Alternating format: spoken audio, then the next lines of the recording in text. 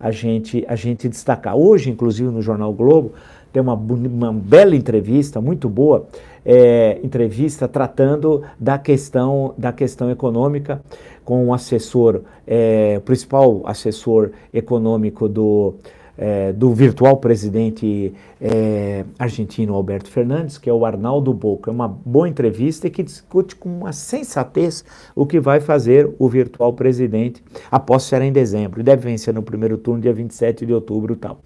E aí ele diz o seguinte: respeitamos a decisão do povo brasileiro, os brasileiros devem respeitar as decisões do argentino. Perfeito. E quando perguntado, o que se pode esperar em matéria econômica, já que a lembrança do kirchnerismo assusta um pouco? Diz o economista, deve pensar que esse será um governo peronista, algo que eu também já conversei aqui, né? Mais parecido com o de Néstor Kirchner, 2003-2007, um governo que tinha uma linha de equilíbrio fiscal e comercial, e para isso teremos de aumentar nossas exportações. Nesse aspecto, o Brasil seria um grande sócio, mas até agora temos a impressão de que querem se distanciar.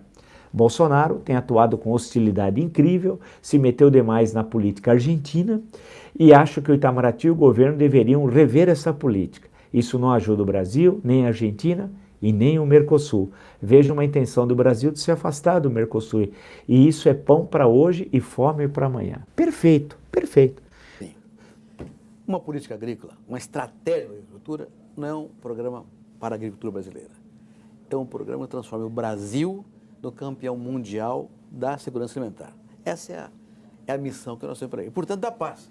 Se não há paz, não houver fome. Então, o desafio brasileiro, em 10 anos, ser o campeão mundial da segurança alimentar. Ora, isso não é um programa do Ministério da Agricultura. Sim. É um programa de Estado. Claro. Então, a Fazenda, o Itamaraty, o Meio Ambiente, as agências têm que trabalhar nisso.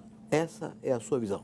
Essa é a minha visão. Eu fiz uma circulação recente agora, vou contar só a que eu fiz na Argentina, e brinquei com eles, querendo ser sério, para ver que tipo, porque em diplomacia você, né, às vezes usa o humor para testar coisas que você quer ver seriamente consideradas, mas eu falei para ele que o Brasil deveria, junto com a Argentina, liderar um OPEP dos alimentos.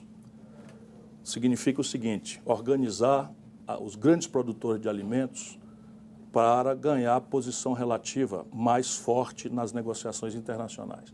Então, se o Brasil se coesiona com a Argentina, já somos aí muito importantes. Em seguida, era um sinal rápido que daríamos à Austrália, à Nova Zelândia e tal.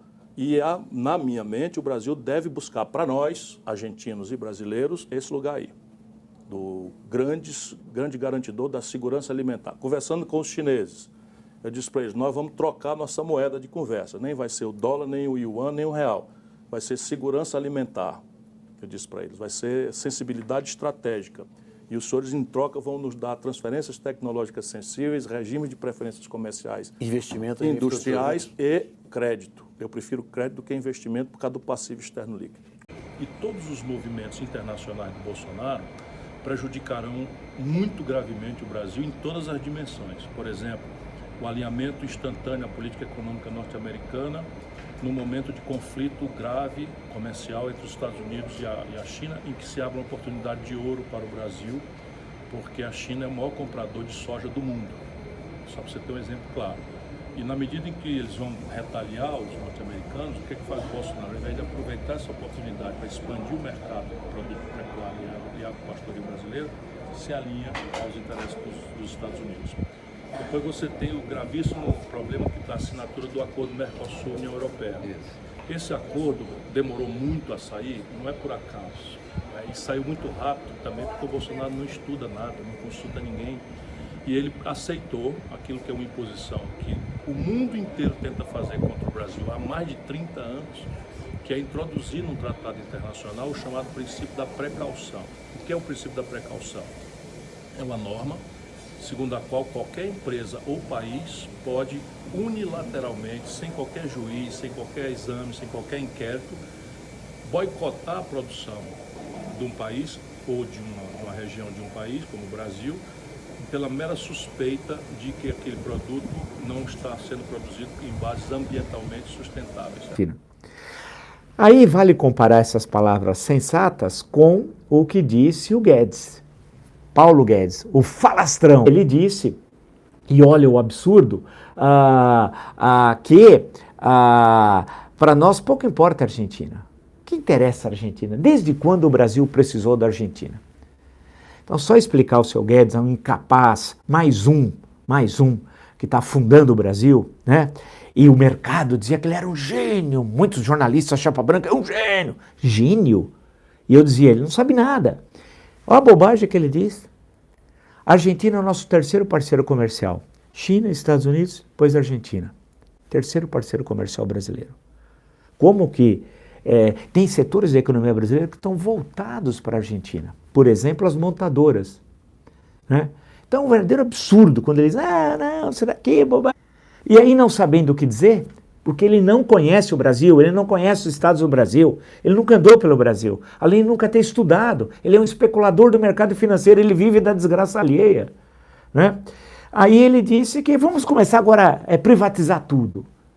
Vamos privatizar a Petrobras.